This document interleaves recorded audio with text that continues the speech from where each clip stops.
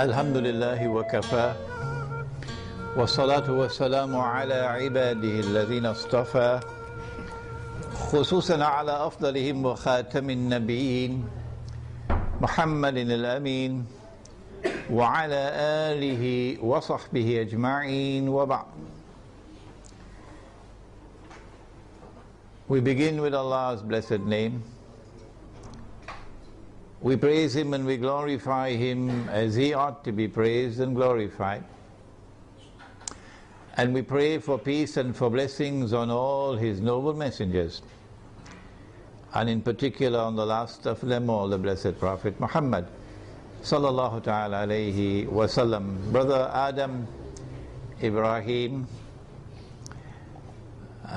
Secretary General of the Research and Information Institute on Islam, here in Tamantun, Dr. Ismail in Malaysia, in Kuala Lumpur. Brothers and sisters in Islam, Assalamu alaikum wa rahmatullahi wa barakatuh.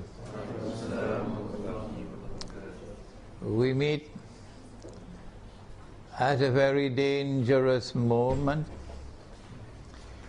in our history and in the history of the world to address you on the subject of implications of a Zionist Israeli attack on Iran, which now appears to be not only fairly certain but also just around the corner. In the process of offering an explanation of the implications of such an attack, I would have to take recourse to Islamic eschatology to locate the implications of that attack in the larger framework of Islam's conception of Akhirul Zaman, because I am convinced that it is located precisely in that subject. In the process also of offering my analysis, I will have to offer opinions of mine. If a politician and a prime minister and a government official and a businessman and a carpenter and a taxi driver can offer opinions, why can't a scholar of Islam do the same thing? What's wrong with that? Provided, of course, that we recognize that only Allah does not make mistakes, number one. And number two, in my instance, I always insist that when I offer my opinion or my view on any subject, I insist that my audience should never accept my view unless and until you are convinced that it is correct. If you can offer me anything better than that, please tell me. I think I've reached the limit. So I should be allowed to offer my opinion and my views. I'm not a prophet. I don't have an angel or a jinn whispering into my ears. I'm offering you opinions based on analysis. And I have the right to do so. And those who warn people don't listen to Imran Hosein should be ashamed of themselves. Having said that, we say that Israel wants to attack Iran because Israel ultimately wants to rule the world. Because the Zionists want to rule the world. Because the Judeo-Christian Zionist European Alliance wants to deliver to the state of Israel the status of ruling state in the world. That's why we believe all these wars are taking place. But why does Israel want to rule the world? They said some 50, 60 years ago, and even then they were telling monstrous lies. So 9/11 was not the first lie. They said that all that we want to do is to create a Jewish homeland in the Holy Land, where Jews can live in safety and security. That's all we want to do. And we say that was a monstrous lie. What you wanted to do was to establish a Zionist state in the Holy Land, which would seek to impersonate Holy Israel, the holy state of Israel, that was established by Nabi Dawood alayhi salam, the Prophet David, and Nabi Sulaiman alayhi salam, the Prophet Solomon, and that this Zionist state of Israel would one day rule the world. That's what you wanted to do. And you want Israel to rule the world, so that one day, not too long from now incidentally, a man would stand up in Israel. Nabi Muhammad alayhi salatu wasalam described that man to us 1400 years ago or more. So if you're listening in Washington tonight, let's tell you what the Prophet said. And if you're listening in London and in Jerusalem tonight, let's tell you what Prophet Muhammad alayhi salatu wasalam said. He said that that man would be a Jew. He would be a young man. And so the end of history will witness young people taking over the world. He would be a powerfully built man. He would have curly hair. And he would declare,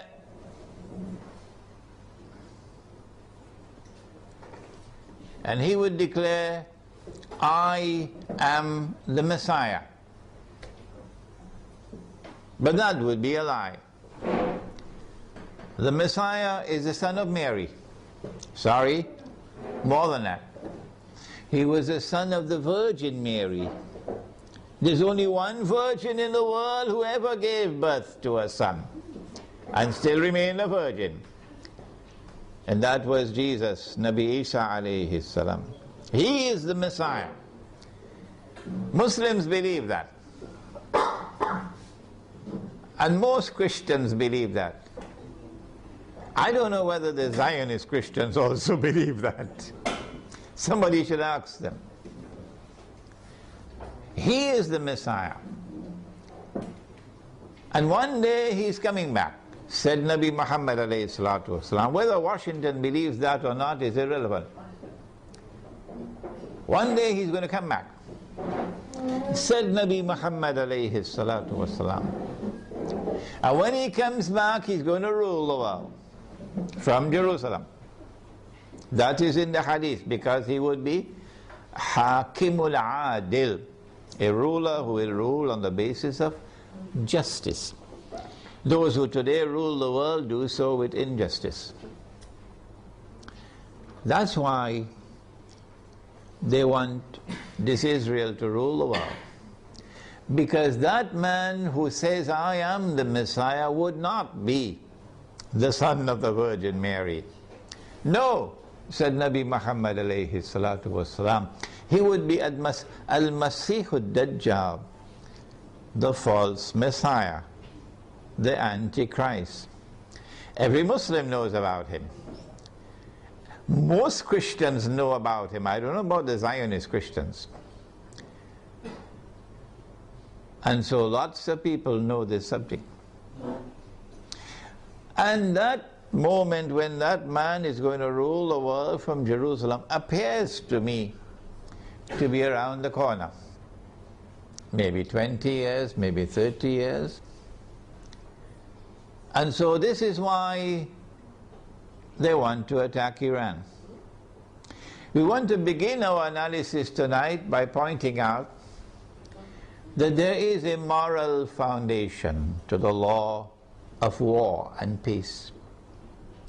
And that moral foundation is that you do not launch wars unless there is a just cause for it. Iran has not done anything.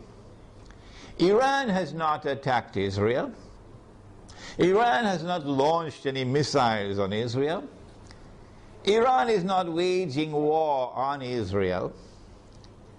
And so, in accordance with your Israeli law of war, which has an immoral foundation, no morality attached to it, you have the right to wage war against the people unjustly.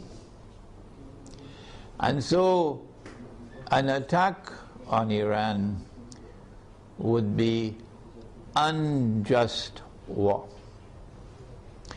It would be an act of dhulm, in using the language of the Quran, an act of wickedness. Those who launch the attack would be a people who are committing monstrous sin. But I want to say something more. To those who are beating the drums of war in the Arab world, and who are looking forward to the attack on Iran, that you are beating the drums of unjust war. And when the attack takes place, you will be committing the same sin as supporters of the war as those who are themselves perpetrating the war. And shame on you! Shame on you, we say to you, straight to your faces, from here in Malaysia, that if you support the attack on Iran, you are supporting unjust war. You are yourselves a party of dhulm, and Allah does not provide guidance to the people who commit dhulm. One of the reasons why many Arabs, not all Arabs, not at all, but many Arabs are beating the drums of war, looking forward to an attack on Iran, is because Iran is Shia.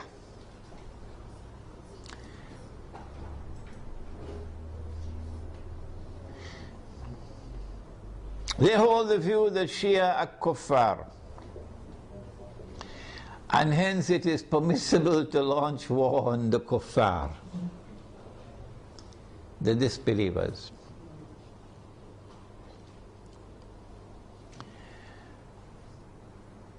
How can you come to this conclusion, the Shia are kuffar?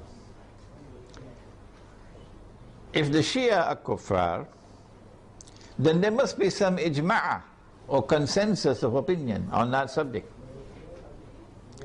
That consensus has never been achieved in 1400 years. Why? How can we say so? Here is proof. This is not the only proof, but this is adequate. That no regime in control of the Hijaz, in control of the Hajj, in our history that we know of, has ever prevented the Shia from performing the Hajj. As a consequence, we say, it is too late in the day now for you to come with any manufactured arguments declaring the Shia to be kuffar. Yes, we agree that it is an act of profound misguidance to declare that Abu Bakr as-Siddiq radiallahu ta'ala anhu was a usurper, and that Umar Farooq radiallahu ta'ala anhu was a usurper, and that Uthman Ghani radiallahu ta'ala anhu was a usurper. 3 of the foremost companions of the Prophet alayhi salatu wasalam. It's a massive vote of no confidence in the Prophet himself alayhi salatu wasalam. And we say of those who insist that these 3 companions of the Prophet alayhi salatu wasalam were usurpers, we say you are profoundly misguided. But we never say that you are not Muslims. You still are our Muslim brothers. And so the argument that the Shia are kuffar and hence it is permissible to launch war on them is invalid. But secondly, does the religion of Islam say it is permissible to wage war on kuffar? Where did you learn your Islam from? Mars or Venus or Jupiter? Huh? This is the religion of Islam. Truth is from your Lord. فَمَنْ شَاءَ فَلْيُؤْمِنْ وَمَنْ شَاءَ فَلْيَكْفُرْ.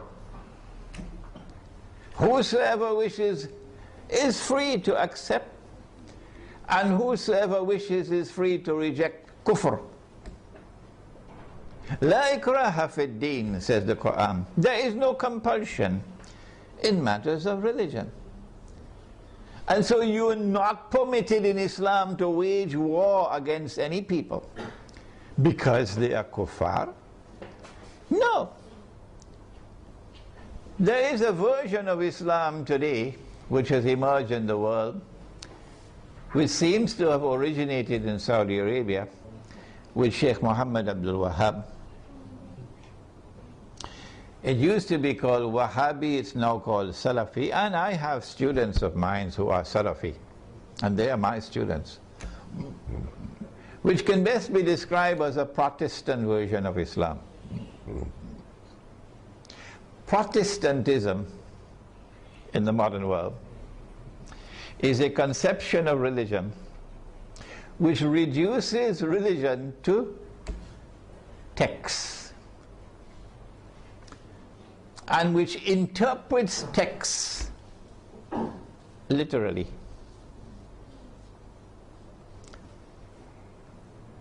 As a consequence, Protestant Islam is incapable of distinguishing between appearance and reality, particularly when they differ with each other. But let's leave that fairly technical subject for a while. It is Protestant Islam today which is beating the drums against the Shia. Muslims who are Sunni and Muslims who are Shia have lived together for 1400 years, peacefully, amicably, without any boxing gloves, fighting with each other, without any bloodletting. And it is strange that at a time when the Zionists are about to move to their final stage of the mission, there should come this strange drum beating from that version of Islam, with great hostility to the Shia, and paving the way for promoting war against the Shia. They call it a jihad against the Shia. They would like to force the Shia to abandon their Shia beliefs and to become Sunni. Do you do it by warfare? Actually, although they themselves may not understand it, the drum beating against the Shia and the attack which is about to be launched on Iran is located in a larger framework in which those who are waging war on Islam are seeking to do something that will function as a catalyst for creating Sunni-Shia civil war in the world of Islam. Sunni-Shia civil war would be something that would be massively beneficial for Israel. Number one, Sunni-Shia civil war will make Islam look negatively, a negative image in the world, at a moment when Islam is center stage in the attention of the whole world. Number two, Sunni-Shia civil war in Islam, Sunni versus Shia, would function as a diversion, diverting attention, both Muslim and non-Muslim attention, away from the plans of the Zionists to rule the world. Thirdly, Muslims fighting against themselves will obviously lead to a loss of power. Our power will decrease, and that will be strategically advantageous for Israel. But most important of all, if an attack on Iran provokes Sunnis to be so foolish as to turn in hatred against the Shia, and provokes Shia to be equally foolish to turn in hatred against the Sunni, then that Sunni-Shia civil war, and I hope none in our audience here tonight is so stupid, it will allow that Sunni-Shia civil war to destabilize very important parts of the world of Islam, where there are significant Shia communities living amongst the Sunnis. Before we turn to identifying those areas which can be destabilized and advantageous for Israel, let us conclude this section by asking, how should Sunni Muslims around the world, who I hope would listen to this lecture, how should Sunni Muslims respond to an unjust Israeli and NATO attack on Iran? Number one, Sunni Muslims must follow the guidance of the Quran and the guidance which has come from Nabi Muhammad alayhi salatu wasalam, and not follow CNN and Al Jazeera. And you must support the victim of aggression, وَلَوْ عَلَىٰ أَنفُسِكُمْ, even if the victim of aggression is not your friend. In this case, he's your Muslim brother.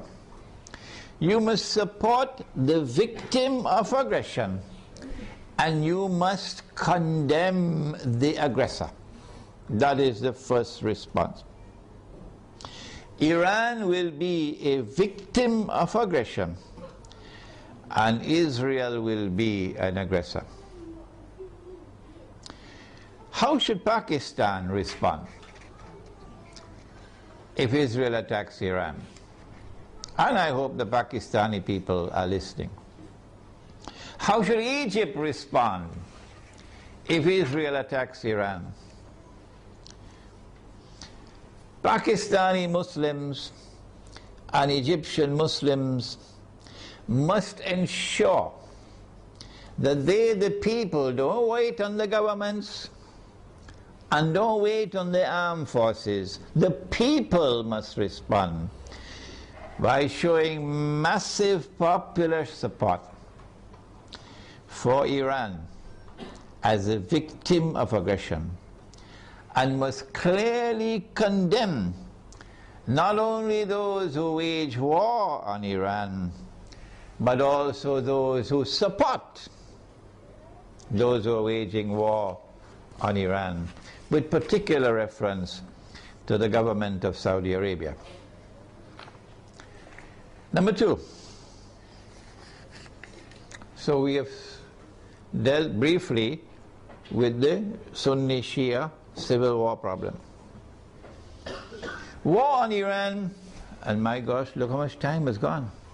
War on Iran obviously is going to impact on the world economy. Number one, on the price of oil.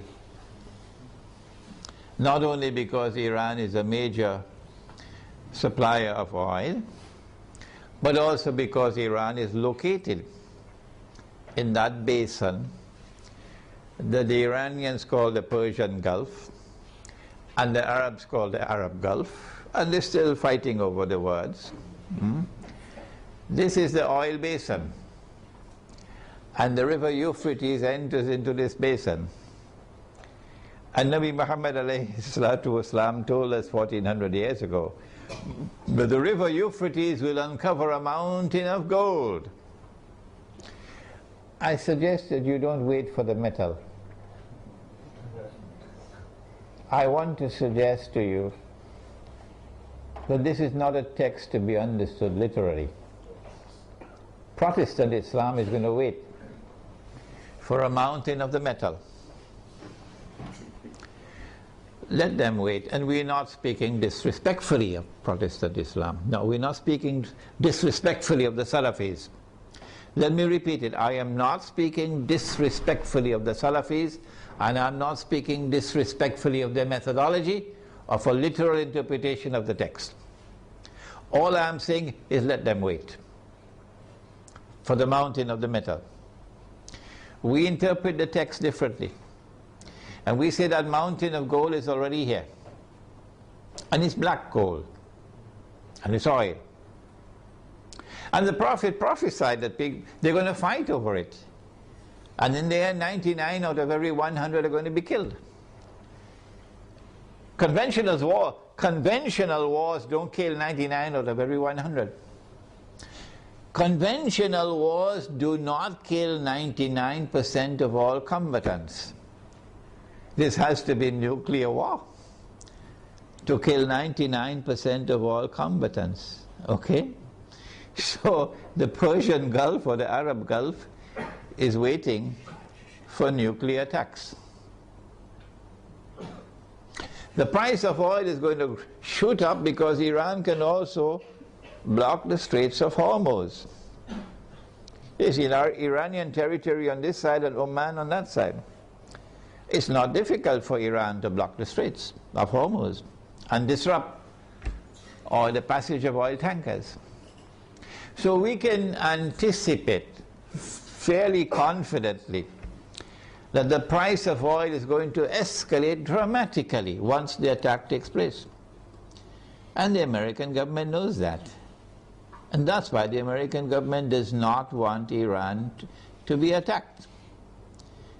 Because the American government knows, and the Federal Reserve knows, and the bankers also know, that the US dollar is going to collapse. It will not survive an Israeli attack on Iran with the price of oil shooting up through the roof. And if the US dollar collapses, of course, they're going to have to demonetize the US dollar. It will no longer be legal tender. They have to have something in place. They probably already have something to replace it, but at a fraction of its previous value. The American economy is going to collapse. Large numbers of white Americans are going to lose their wealth. And many of them are going to be listening to this lecture. There's going to be chaos in the United States when the economy collapses. There can be riots in the United States, and they're already anticipating that. And so an attack on Iran would lead to economic, financial, and monetary consequences that will be disastrous for the US economy. Israel wants to become the new ruling state in the world.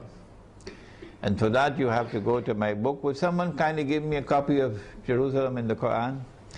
You have to go to my book, Jerusalem in the Quran, for the Islamic eschatology. The Dajjal, when he's released, on earth will live for 40 days.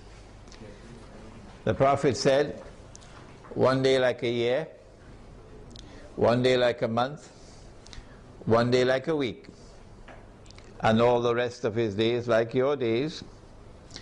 We said a day like a year, and Britain became the ruling state in the world. And the world experienced what they call Pax Britannica. It wasn't Pax at all, it was only war.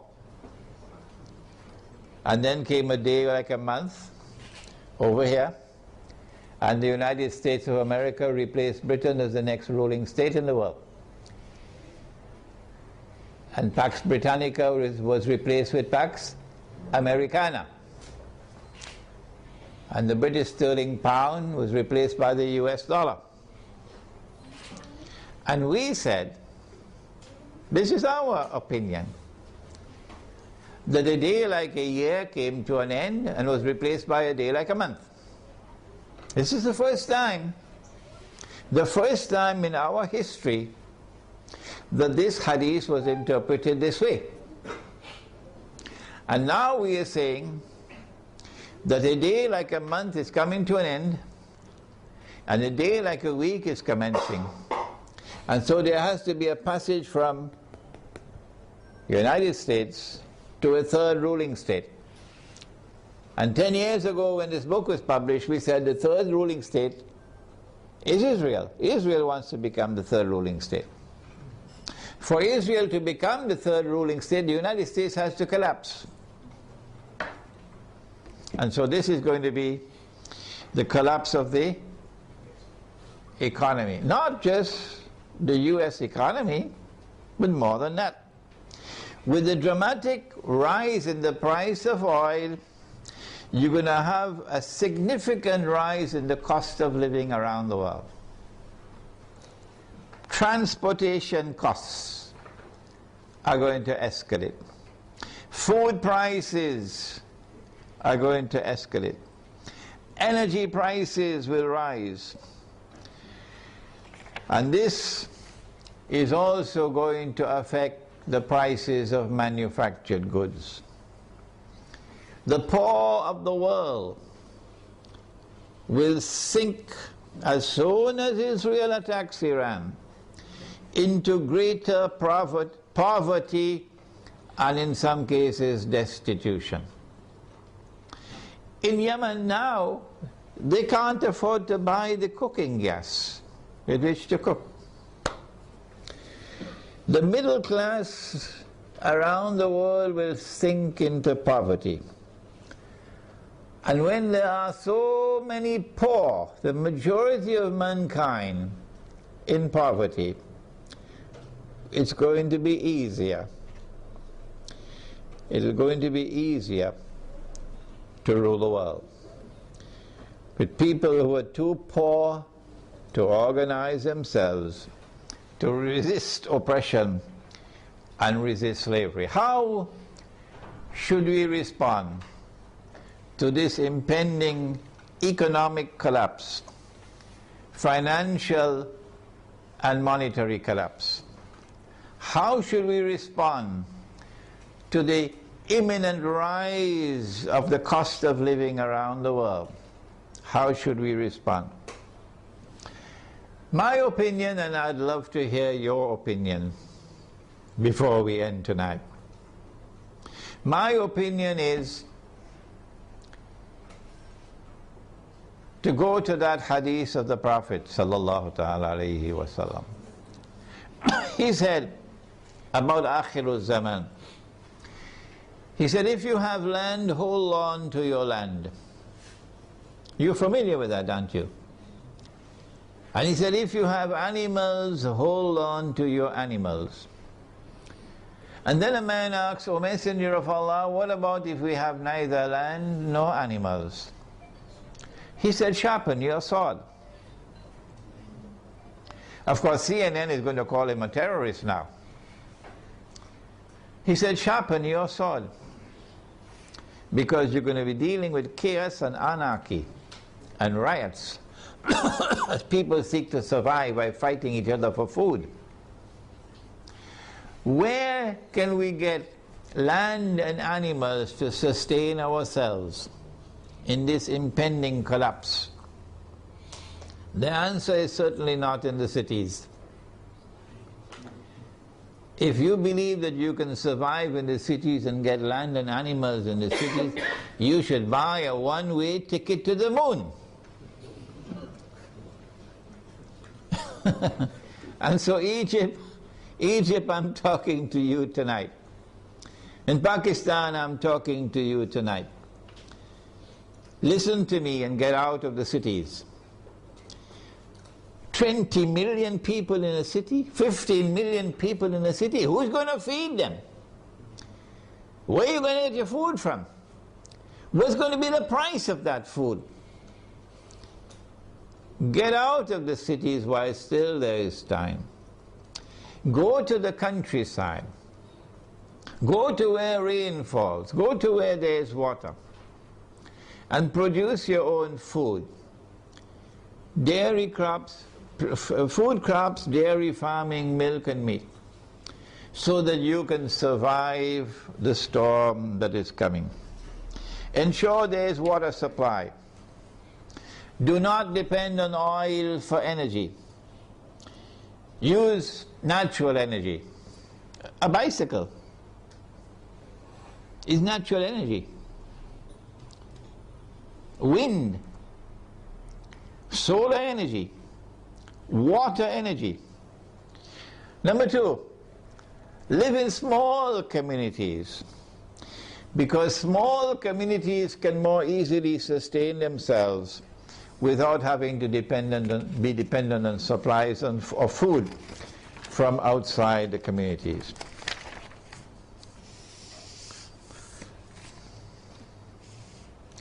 We now return to Pakistan.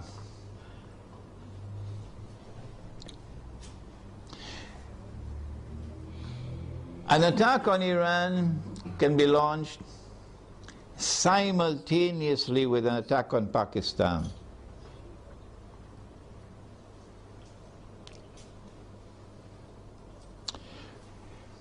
The purpose would be to eliminate Pakistan from the nuclear club. But we've been saying this for 10 years now.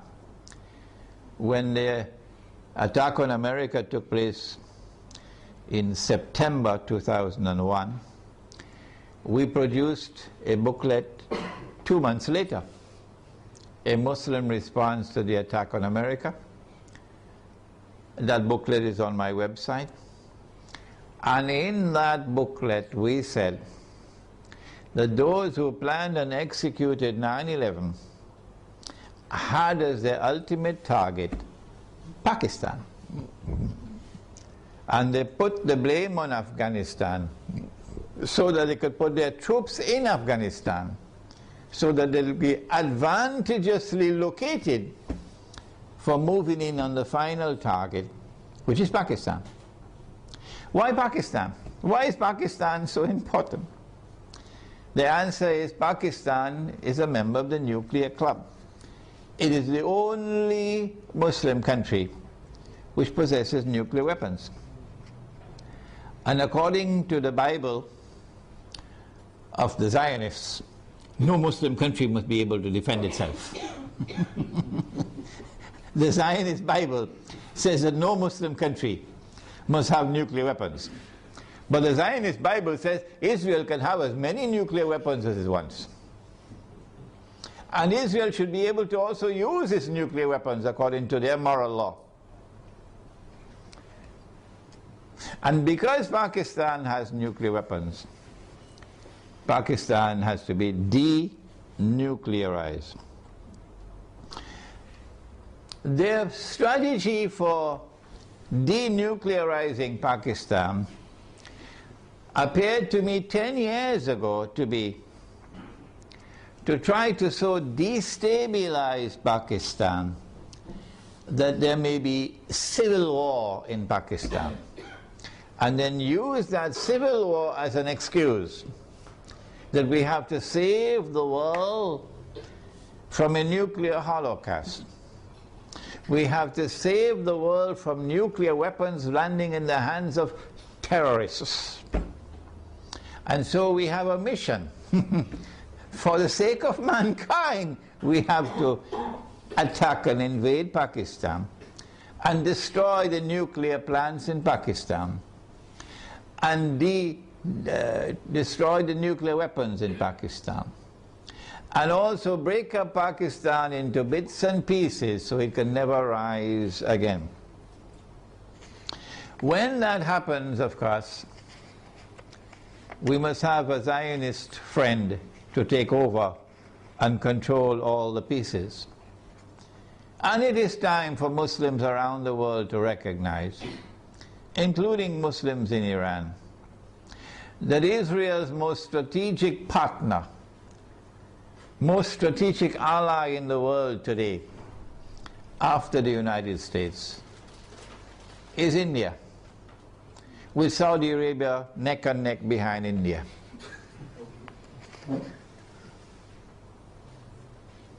And so, not only must India be involved in the attack, but also when the attack takes place on Pakistan, and if it succeeds, then in the sequel it is India who must now control the region on Israel's behalf.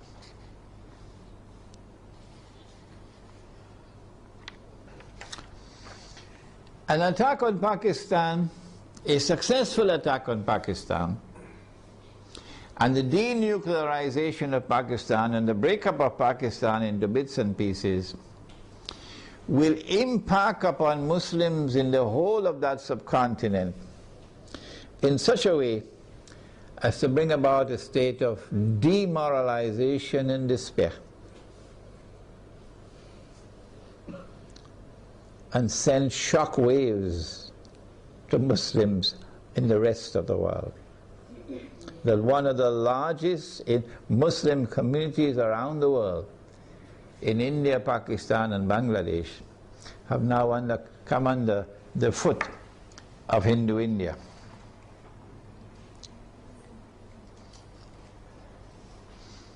So India will rule the entire South Asia with NATO in control in Afghanistan. What should Pakistan do at a time like this late hour? Perhaps it's already too late for Pakistan to do anything, because those who have controlled Pakistan politically and those who have been in control of the Pakistan armed forces have distinguished themselves with their stupidity. And I have to use a harsh language. I'm so sorry to use this harsh language against them. Their awesome and monstrous stupidity these last 10 years since 9/11 in supporting war on terror, which is a euphemism for war on Islam, supporting NATO in the attack on Afghanistan, your innocent Muslim brothers in Afghanistan, and you supporting NATO, killing innocent people. But more than that, handing over the territory of Pakistan to the Zionists. Have you no shame? This is what you did for 10 years. That all the NATO supplies going to Afghanistan went to the territory of Pakistan, and it took you 10 years to stop it. Only when NATO killed 23 Pakistani soldiers, they didn't do by accident. They launched that attack on the Pakistani post while he was sleeping to send a message to you that that's it, the friendship is over, we're coming to attack you now. So only when that happened, now you're going to stop them from transiting the territory of Pakistan with supplies for the NATO troops in Afghanistan? How could you be so stupid to hand over 3 military bases in Pakistan to the United States so that drones could go and from above, pilotless drones, and killing our people innocently? And now, when the knife is about to cut your throat, only now you're waking up? When the attack on Pakistan takes place, I think they already know what's going to happen. So all of these Pakistani Zionists, I call them Zionists, probably already have their suitcases packed. Like they did it in Saigon. And they'll all be flying to Miami and to Los Angeles and to New York to spend the rest of their miserable lives. These traitors. But I'm not talking about them tonight. I'm talking about the Pakistani people, as poor as they may be. In their poverty, they still love Islam. And they hate the government of the United States, which has been committing aggression and oppression with deception after deception. Feelings in Pakistan have reached fever pitch. They know in Pakistan the attack is coming. My advice tonight to them, if it is not too late, I don't know, what can you do?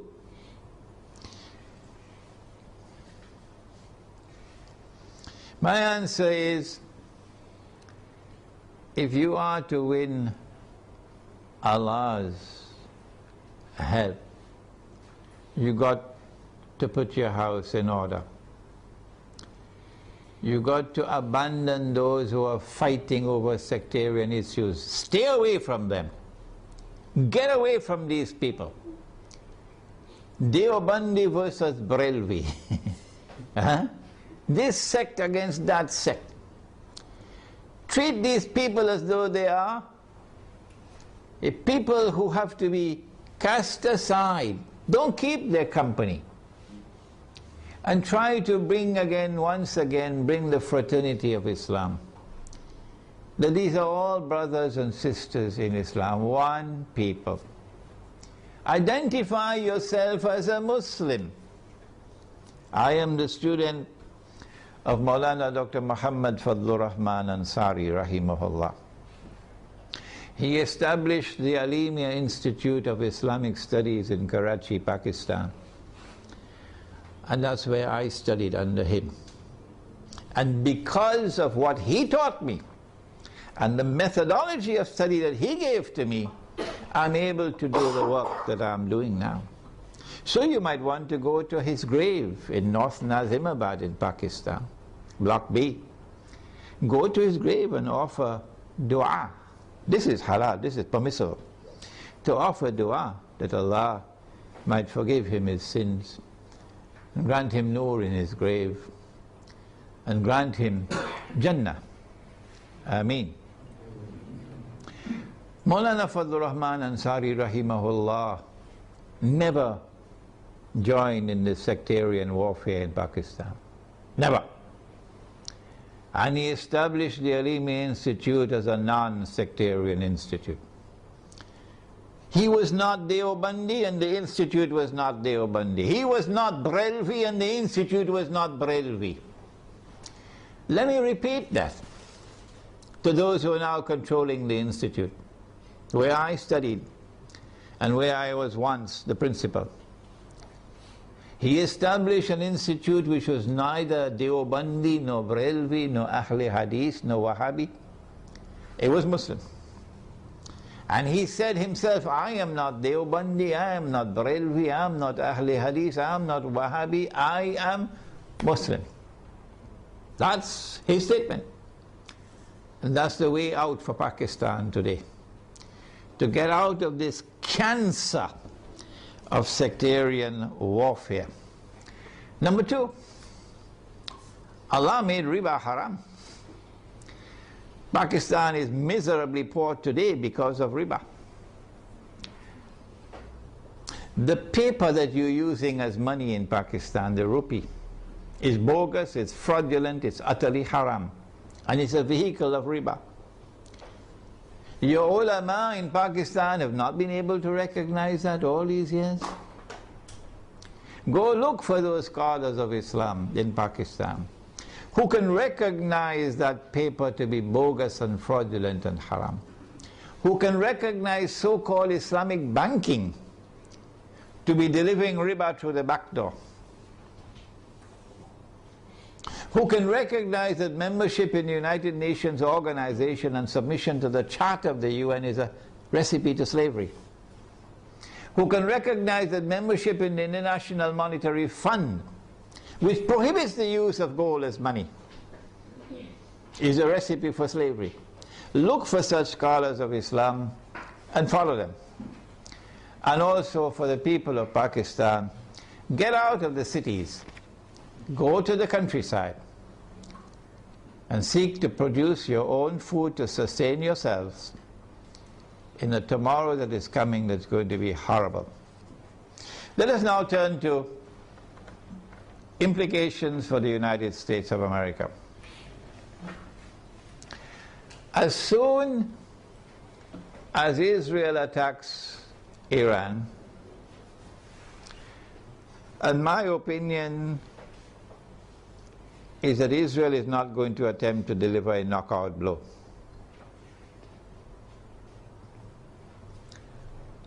Israel will attack Iran in order to commence wars that she hopes will follow one after the other. As soon as Israel attacks Iran, the first implication is that Iran is going to attack Iraq.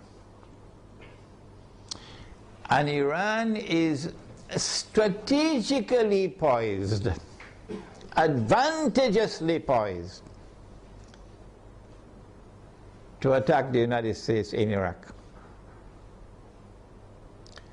As soon as Iran is attacked, Shias around the world are going to respond with solidarity with Iran. And that includes the majority population of Iraq, which is Shia. What about the Sunni in Iraq?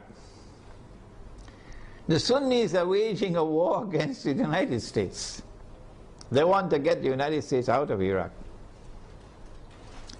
And if Iran attacks Iraq, the Sunnis are going to also intensify their attacks on the United States.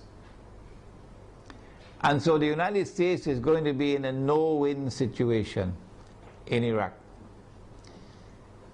You'll be facing enemies fighting you on all sides with no friends around you, none. I don't think, and I hope and pray, I don't think that NATO will succeed in getting the Turkish government to act so stupidly to attack Iran. I don't think it's going to happen. No. And let us pray that the Turkish government is not ruled by fools. And so NATO and the United States in particular are going to be faced with war in Iraq that they cannot win. And they can lose. They can lose. And this is what Israel wants. This is what Israel wants. But there's another battlefront I want to turn to now. And this is where we need our military analysts. I wish we had some here tonight. That Iran is also likely to attack Bahrain. And it should not be difficult for Iran to take Bahrain. Bahrain cannot stand up to an attack from Iran. Bahrain is just across the water from Iran. I am suggesting to you that Iran is going to attack and take Bahrain. And if and when Iran attacks and takes Bahrain, Then there's a causeway between Bahrain and Saudi Arabia where you could drive back and forth. The road will be clear to Saudi Arabia. I am anticipating, and the Saudis probably already have their plans laid out very well, because they know what's going to happen. And Israel already knows what's going to happen. That they're then going to turn to the United States to invoke whatever secret agreements they have of defense. That the United States has to intervene in Saudi Arabia to protect Saudi Arabia from an attack from Iran. I think the Zionists in the US Congress will ensure, even though the US armed forces would not want to go in there, even though the Barak administration would not want to go into Saudi Arabia, the Zionists in the US Congress will ensure that American forces will have to enter into Saudi Arabia to face Iran. I'm also suspecting that they might do the same thing with Pakistan, to force the Pakistani political leadership and military leadership to follow some secret agreement they probably already have, to bring Pakistani troops into Saudi Arabia to face Iran. If that happens, number one consequence will be the United States will be facing two fronts where they're going to lose the war.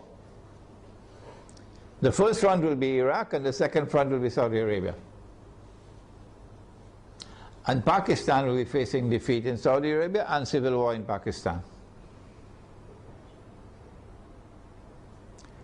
In order to save the United States from defeat, Israel will have to intervene. And so history will repeat itself for those who have been reading Jerusalem in the Quran.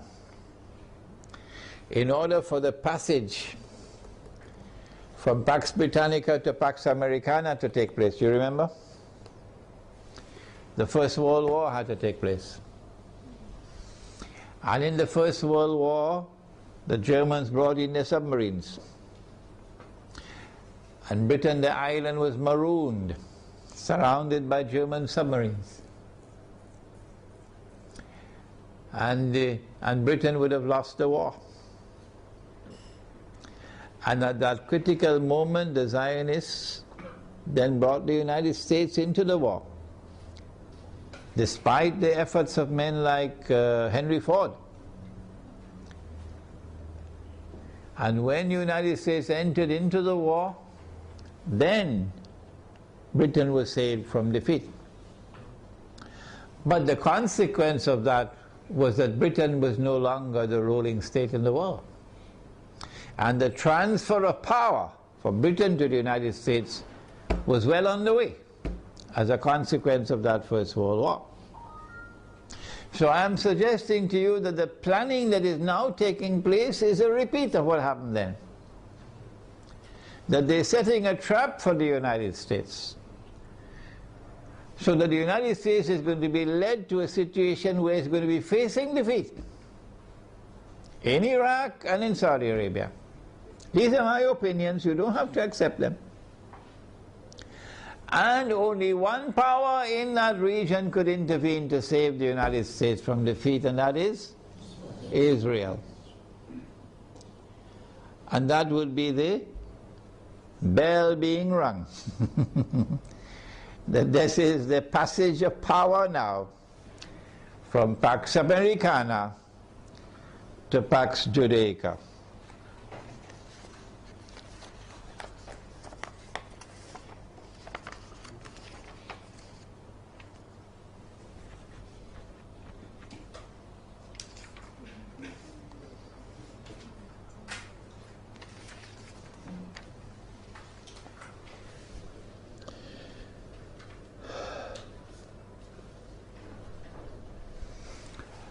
This is the Islamic eschatological dimension to the analysis that a day which is like a month will now be coming to an end. and a day which is like a week, according to the hadith, will now be beginning. The Protestant version of Islam, which is the Salafi version, insists that somewhere on earth, we just have to search, maybe somewhere behind Greenland, you're going to find a place on earth where a day will be like a year. So my answer is, well, keep on searching. Keep on searching. And I'm not speaking scornfully, that's not my way. I am not speaking in any derogative way, disrespectful way, that is not my style. No. I have the right to say, however, this is your methodology, so keep on searching. We have interpreted the text differently. This is our interpretation. And we have insisted time and again that no one should accept our interpretation unless and until you are convinced that it is correct. We said a day like a year is a different dimension of space and time than the one in which we live.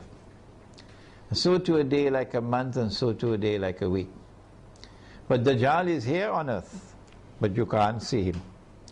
Only when a day which is like a week comes to an end, after Israel has ruled the world for a day which is like a week, only then would Dajjal appear in our world as a human being, as a young man, powerfully built, curly hair and so on, to rule the world from Jerusalem. And so our Islamic eschatological analysis is that the United States is being led with a controlled demolition of the US dollar, not happening by accident. A controlled demolition of the US economy is not happening by accident. And a trap being set for the United States militarily, so that the United States will can no longer be recognized as the ruling state in the world, and Israel can replace them. I want to end now by turning to two actors, and we thank Allah that He created both Gog and Magog. If He had created Gog alone, we would have been in a lot of trouble now. But He created both Gog and Magog. And He gave both the Gog and Magog the power that none can fight them except Allah Himself. So if Gog and Magog turn against each other, they'll destroy each other, wouldn't they? If you do not understand the subject, I have a book at the back entitled An Islamic View of Gog and Magog in the Modern World. And again, as usual, the Salafis are rejecting that book. Imran Hosein is misguided. I think that for Russia and for China, an Israeli attack on Iran, particularly if it involves the use of nuclear weapons, would be recognized as a threshold being crossed.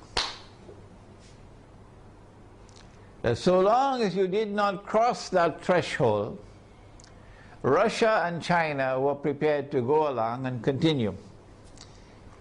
In the Security Council of the United Nations, for example, cooperating and collaborating where possible in managing the affairs of the world.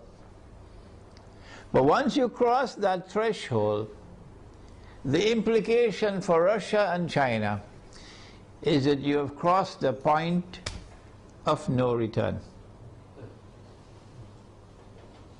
And that an attack on Iran is now going to inevitably lead to world war.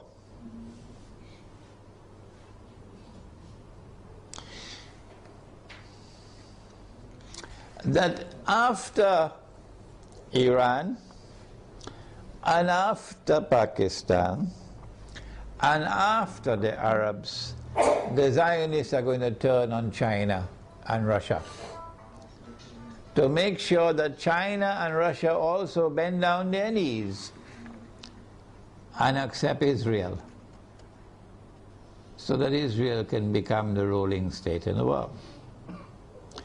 No Jew is going to accept Dajjal as the Messiah if Israel has not established its dominion over the whole world. No Jew will accept Dajjal as the Messiah when he comes if Israel at that time has not established its political and economic dominion over the world. And that includes Russia and China. And so Russia and China would know, today it's them, tomorrow it's us. And they're not going to wait until tomorrow to recognize that. The minute Iran is attacked, they will recognize that the threshold has been crossed and that we are now moving inevitably towards nuclear war. Russia and China acted strangely on Libya. You remember? When the vote came to the Security Council, they abstained, knowing full well that if they abstain, the resolution will be carried. And that is the end of Gaddafi and end of the Libyan government. Why did they do that? I have asked the question. I have an answer, but I can be wrong. I felt that perhaps they knew what the plan was,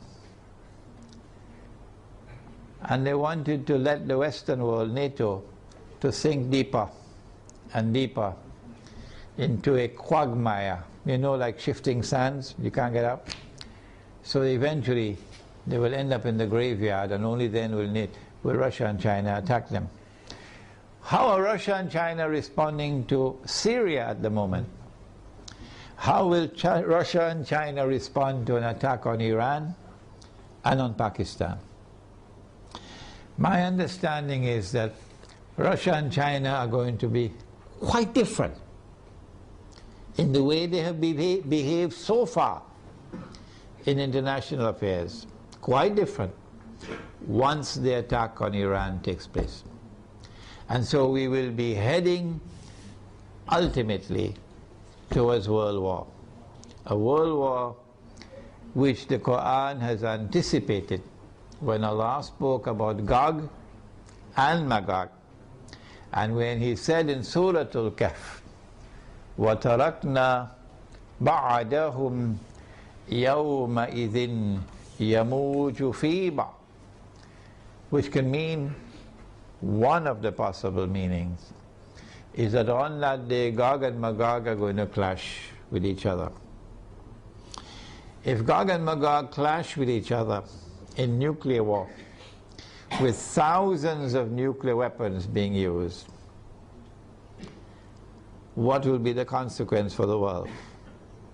Let me end with Surah Al-Isra, the ayah or the verse of Surah Al-Isra, in which Allah says, بعد أعوذ بالله من الشيطان الرجيم وإن من قرية إلا نحن مهلكوها قبل يوم القيامة أو معذبوها عذابا شديدا كان ذلك في الكتاب مسطورا.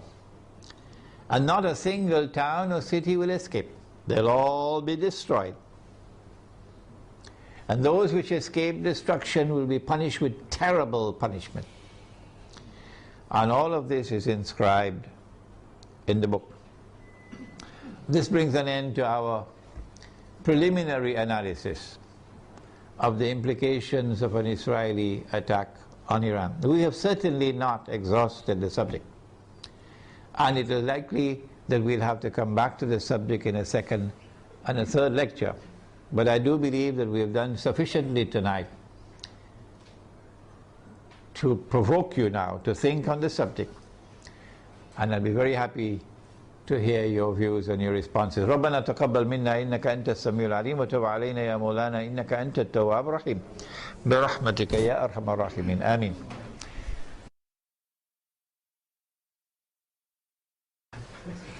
The question is, how do I view the response of the Pakistan Armed Forces now when the curtain is about to be drawn and NATO has already sent, by Federal Express, they sent a message to Pakistan, we're coming for you now. That's the message when they kill the soldiers, huh? We're coming for you now. And now, now the Pakistan Armed Forces, because now of course it's too late to do anything else, they say, okay, we will not allow NATO to transit Pakistan. And we're going to take back this base that we gave you so you could kill the people in Afghanistan. And you have 15 days to vacate the base. No, I'm not impressed. I'm not impressed. I think a lot of the generals have tickets to Miami because they know that they're going to be lynched. I hope they're listening to me, because the Pakistani people love Islam. And the Pakistani people are very, very angry with those who have betrayed them and betrayed Pakistan and betrayed the Ummah.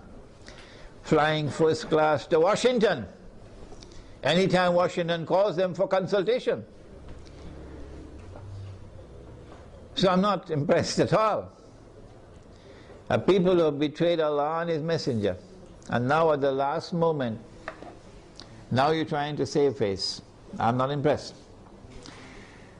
But the overwhelming majority of the soldiers in the Pakistan Armed Forces love Islam, and they're going to fight as faithful and courageous Muslims. That I have no doubt about. It is the command which stinks. It is the command, the political and military command, that I call Zionists. And they're on their way out as soon as Pakistan is attacked. They're finished. They're going to fly to Miami and leave Pakistan to the true Pakistanis. So I'm not impressed. The Muslims in India, of course, are going to be in a much worse situation once Pakistan is attacked. The Muslims in Bangladesh are going to be in a worse situation because of the attack on their morale. They will be demoralized. And it is a function of Islamic scholars to deliver guidance and leadership. And the scholars of Islam are fighting each other over popcorn. Fighting with each other over popcorn. And attacking me because I declare myself to be a Muslim. Who? He's only a Muslim? He's neither fish nor fowl? Who is he? He has no Aqidah? That's now the attack on me. Yeah. Well, let them continue with the attacks. Go ahead.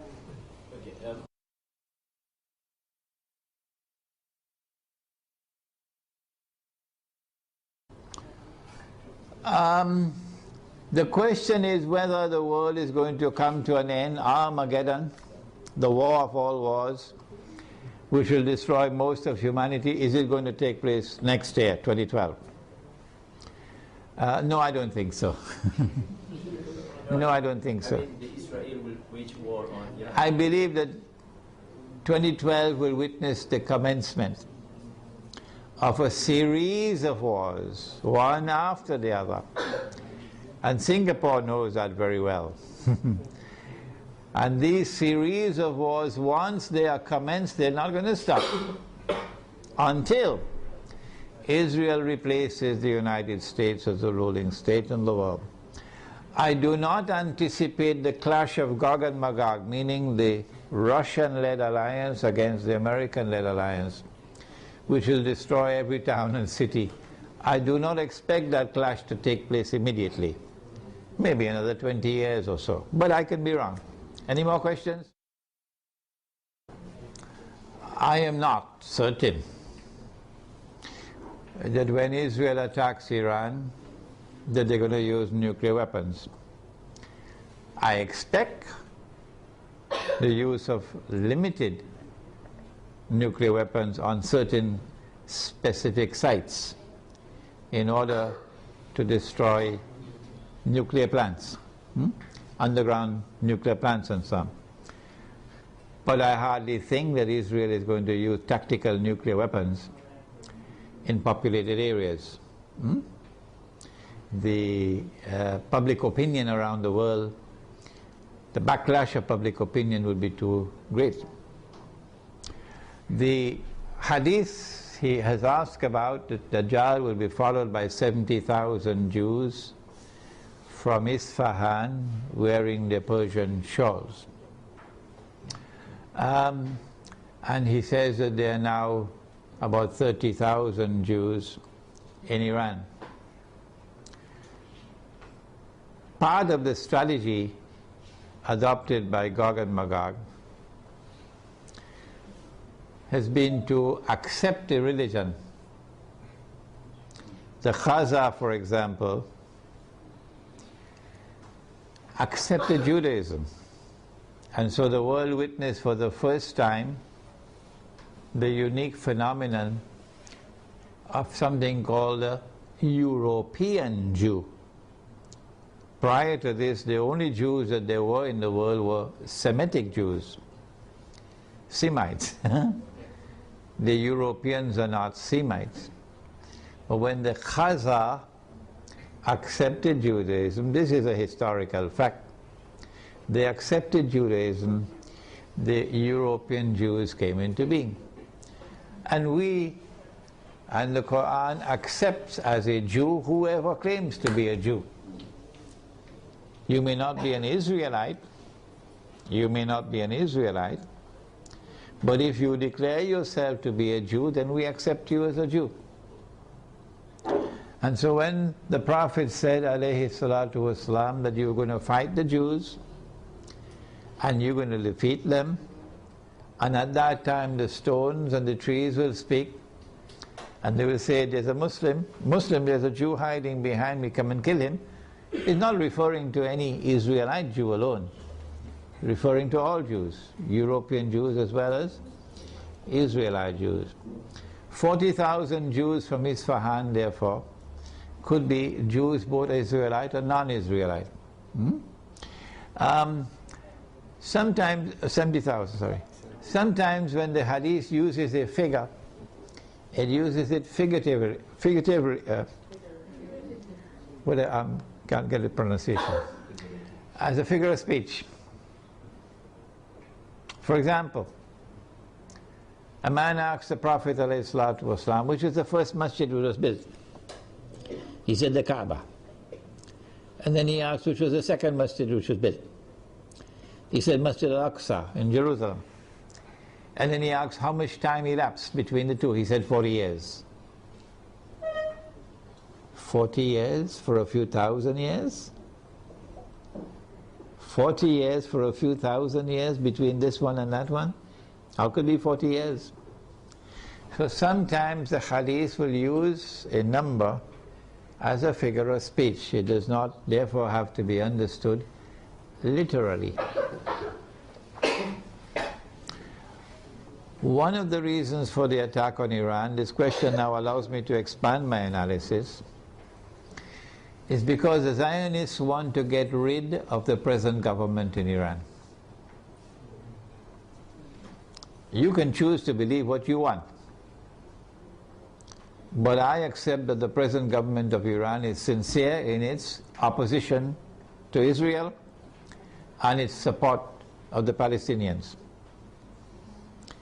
You can choose to believe what you want, that's your business. This is my opinion. My view is that one of the reasons for the attack on Iran would be to bring about regime change in Iran. The present regime in Iran is not a militantly Shia regime waging Shia-Sunni sectarian war. No.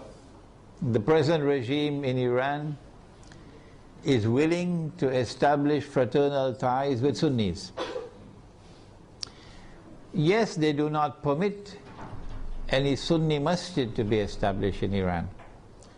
So Sunnis in Iran do not have Salatul Jummah, they have to go to the masjid under the Shia control. And that, of course, is something we don't agree with. But that's not a cause for taking up guns and fighting them. No. So I understand that the government in Iran at this time is a government which is prepared to try to establish Shia-Sunni solidarity. This is my view. And this is something inimical to Zionist interests. The Zionists would like to direct the Shia world in a direction of confrontation with Sunnis. And for that, you need to have regime change in Iran.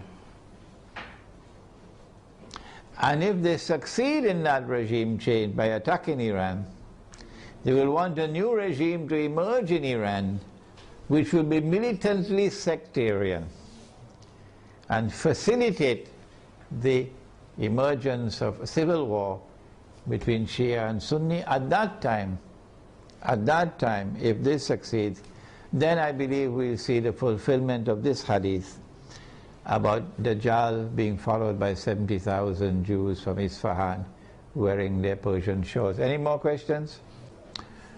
The question pertains to the use of gold and silver as money and the utility of buying gold and silver at this time when the gold stocks of the world are controlled by those who are not Muslims, and that by buying gold you are enriching non-Muslims.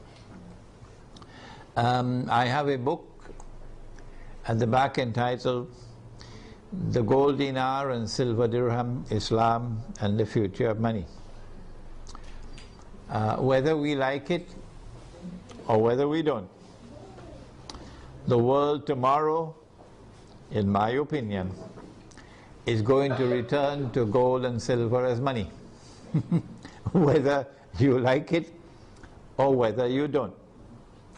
I came to this conclusion about 2 years ago perhaps, because of my study of Islamic eschatology,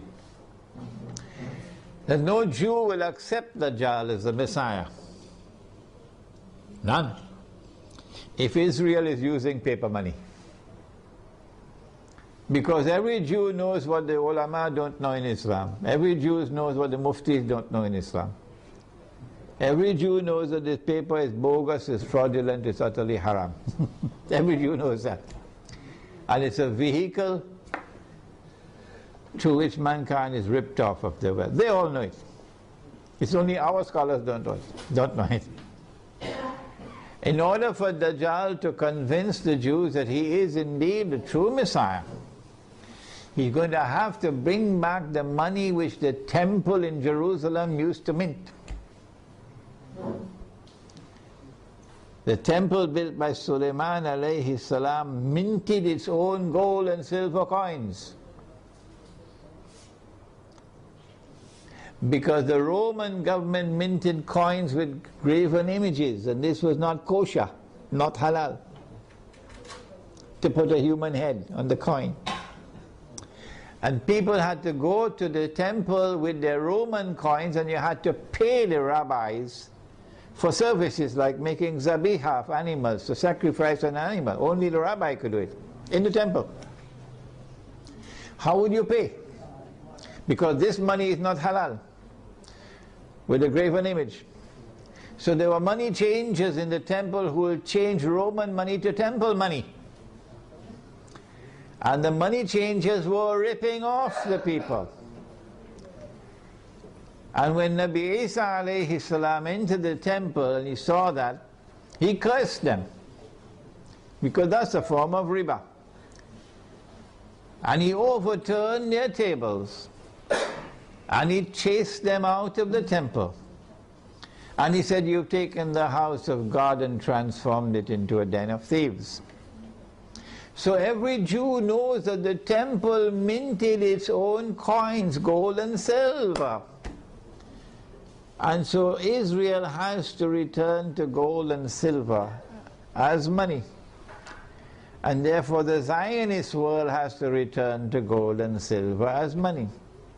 And when they do, guess what the world of Islam will do? The muftis are going to wake up. And they're going to say, yes, yes, yes, this is halal money. Yes, yes, yes, we should have dinar and dirham. I have prayed to Allah to beg Him to take me away from the world. I don't want to live to see that day, because the shame and the disgrace will be too great for me. The shame and the disgrace as a Muslim for me will be too great. On that day, when they have brought back dinar and dirham as money, and only then do our people wake up. But I also prayed to Allah for something else, to keep all those muftis and all those scholars alive on that day. Keep them alive, even if you have to bring them on a stretcher, keep them alive, so that they will witness the shame and disgrace on that day. Those who today, up to this day, they are not prepared to say that this paper money is bogus, is fraudulent, is utterly haram. Keep them alive to that day. So whether we like it or whether we don't, gold and silver is coming back as money. Secondly, if I am correct that this paper is bogus and fraudulent and haram, you read my book at the back, The Gold Dinar and Silver Dirham, Islam and the Future of Money, and listen to my lectures on the subject Islam and the International Monetary System. If I'm correct, then every transaction involving the use of this paper is haram. Every transaction. So you pay your zakat, it won't be accepted. You give charity, it won't be accepted. You have nikah and you give the dowry, it won't be accepted. You use this to perform your hajj, it won't be accepted. Every transaction will be haram. Well, then what do? You have to return to halal money. Halal money is first and foremost dinar and dirham. In the event that dinar and dirham are in short supply in a market, then halal money would be commodities of food consumption, which are in abundant supply in the market, which have a shelf life, and which has intrinsic value created by Allah Himself. Any more questions? The Prophet said that the time will come when you'll not be able to find a single person in all of mankind who will not be consuming riba. Are you aware of this? The Prophet said, alayhi salatu wasalam, that the time will come when you'll not be able to find a single person in all of mankind who will not be consuming riba. And whoever declares that he is not consuming riba, verily the dust of riba will be upon him. Verily the vapor of riba will reach him. So it is not possible for us to escape completely. But in Surah Al-Taghabun of the Quran, Allah says, ittaqullaha mastata'tum. Fear Allah to the extent that you have capacity to do so. What we are doing is advising and also preparing the way to establish communities. I have here in this audience students of mine who are working on it even as I speak, right here in Malaysia, to build communities in the countryside, Muslim villages, which will use dinar and dirham as money for buying and selling. And in those communities you will not use the paper money. At least this is an effort to respond. If you have a better way, tell us, show it to us. We are not convinced that you can do this in downtown KLCC. We are on the contrary convinced that you can do it in the countryside. And once you make that effort, then Allah can help you. Okay? So, even when you build such a community in the countryside, and 90% of all your transactions are halal, you will still have to market your produce. People who are coming from outside to buy, or you buying things from outside, there will still be interaction with the outside world. And that interaction will be involving electronic money. Tomorrow paper will be gone. Okay? So let us agree on this position, that we are obliged to make the best effort. Any more questions? The question is about the euro and the fact that the euro is in trouble. Before the euro was created, put together, you had individual currencies in Europe. Okay? And you still have them, but they're now linked together. If the euro collapses, then you return to what you had before. The German mark by itself, the Italian lira by itself, the sterling pound by itself, the French franc existing by themselves, separate from each other. You just go back to where you were before.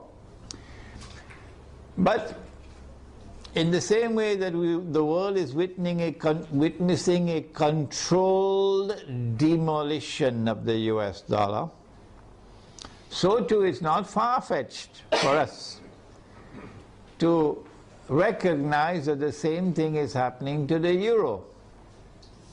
That this is international banking at work, okay, reorganizing the world in such a way that electronic money will replace paper money, and the banking system will take control of the money system in the world. Governments will no longer have control over money. Banking system will have control over money. The euro cannot stand in the way, and therefore there is this demolition. The US dollar cannot stand in the way, and therefore there is this demolition. One thing concerning gold that I forgot to mention. Do you know there's a hadith about Akhiru Zaman, or the last age? It is there in my book entitled One Jamaat, One Amir, which is out of print at the moment. But that book is on my website, you could read it. The hadith is there that in the last stage, in Akhiru Zaman, the earth will vomit from its liver columns of gold and silver. So they may have control over the gold stocks of the world today, but Allah can cause more gold to emerge. Any more questions? No more questions? As soon as we have the last question, then we can have some Tariq, okay? Yeah, right. What advice do I have for teenagers?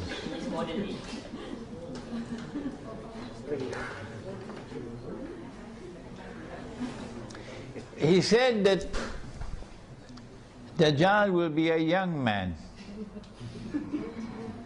A young man. And I said, based on that hadith, that tomorrow the young people are going to rule the world.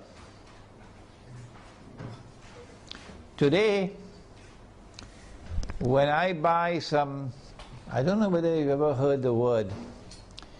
It's a word that is very strange in my vocabulary. I never heard it before 10 years ago. Something called top up. Top up. Yeah, top up. Yeah. So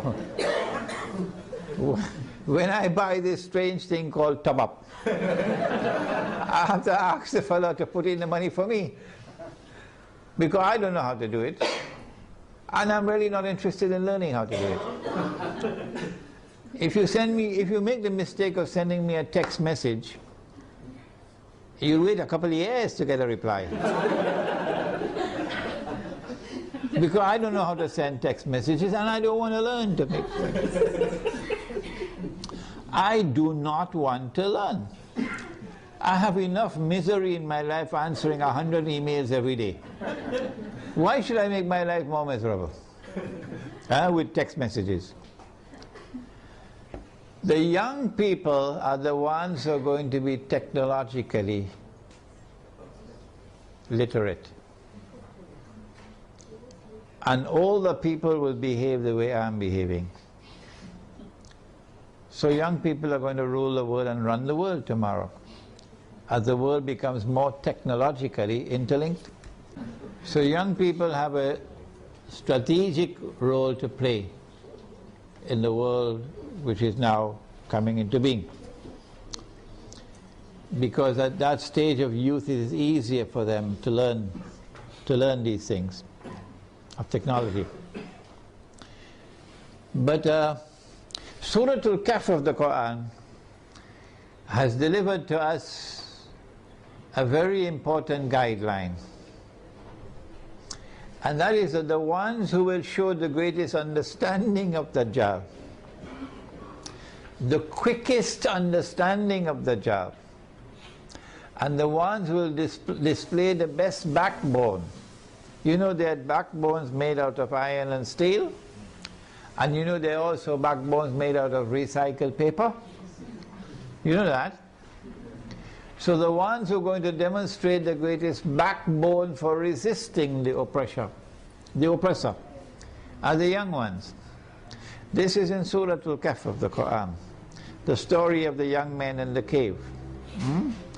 And this has been my experience, that the ones who show the greatest resistance to my message that I deliver are the elders, and the ones who are flocking to me and longing to learn from me and insisting they're going to come to Malaysia, they're going to come to KL, whether I like it or not, they're coming to study with me, are the young ones. Some of them 15 years of age, 16, 17 years of age. And they're going to be listening to this lecture. And they show sharpness of understanding, and their parents are opposing them. And so, I believe being young, and if your heart is not corrupted with pornography, which is around the corner, being young, and if you do not corrupt yourselves in sexual promiscuity and destroy your inner light, being young and your heart being guided in the right path, then tomorrow for you there is a glorious day ahead, because you're the ones who are going to take the flag. You're the ones who are going to carry the flag of Islam tomorrow. And that's what the story of young men in the cave. Do please read my book, Surah Al-Kahf and the Modern Age. Last question. I can't remember when last I used the word Taliban. No. I refer to the authentic Islamic resistance. The authentic Islamic resistance, resisting oppression in Afghanistan, resisting oppression and occupation in Iraq. What do I think of them? They are the ones who tomorrow are going to lead the army. They are the ones who are going to open the way for the army which is going to march straight to Jerusalem. This is the only armed resistance in the world of Islam with a guarantee of success by the hadith. Guarantee of success. And we must support that armed resistance in Afghanistan and in Iraq in whatever way we can, with our tongue, with our pockets, in whatever way we can. All right, that's enough for tonight. Wednesday night at the Tanaga International University. Tanaga National? No. Tanaga National. At the Tanaga National University in Bangi. At the same time, 8 o'clock. And the topic is Islam, the United Nations and the New World Order. And then on Saturday, the last one, at UIE in Gombak, on the coming financial crash. It's a seminar with Dr. Mira and myself taking the whole of the Saturday morning. ربنا تقبل منا إنك أنت السميع العليم وتب علينا يا مولانا إنك أنت التواب الرحيم اللهم أنت السلام ومنك السلام تبارك ربنا وتعاليت يا ذا الجلال والإكرام اللهم أرنا الحق حقا وارزقنا اتباعه وأرنا الباطل باطلا وارزقنا اجتنابه اللهم أرنا الأشياء كما هي اللهم إنك عفو كريم تحب العفو فاعف عنا يا كريم اللهم إنا نعوذ بك من عذاب القبر ومن عذاب النار ونعوذ بك من فتنة المحيا والممات ومن فتنة المسيح الدجال وصلى الله تعالى على خير خلقه محمد وعلى آله وعلى أصحابه أجمعين برحمتك يا أرحم الراحمين آمين. إلهي لست للفردوس أعلى ولا أقوى على نار الجحيم الله فهب لي توبة واغفر ذنوبي فإنك غافر الذنب العظيم إلهي لست للفردوس أعلى ولا أقوى على نار الجحيم الله فهب لي توبة واغفر ذنوبي فإنك غافر الذنب العظيم Tuhanku aku tidak layak untuk syurgamu tetapi aku tidak pula sanggup menanggung siksa nerakamu dari itu kurniakanlah ampunan kepadaku ampunkanlah dosaku sesungguhnya engkaulah pengampun dosa-dosa besar Tuhanku aku tidak layak untuk syurgamu tetapi aku tidak pula sanggup menanggung siksa nerakamu dari itu kurniakanlah ampunan kepadaku ampunkanlah dosaku sesungguhnya engkaulah pengampun dosa-dosa besar Ilahi lastu lil firdausi a'la wala aqwa ala naril jahim Allah fahab li tawbatan waghfir dhunubi fa innaka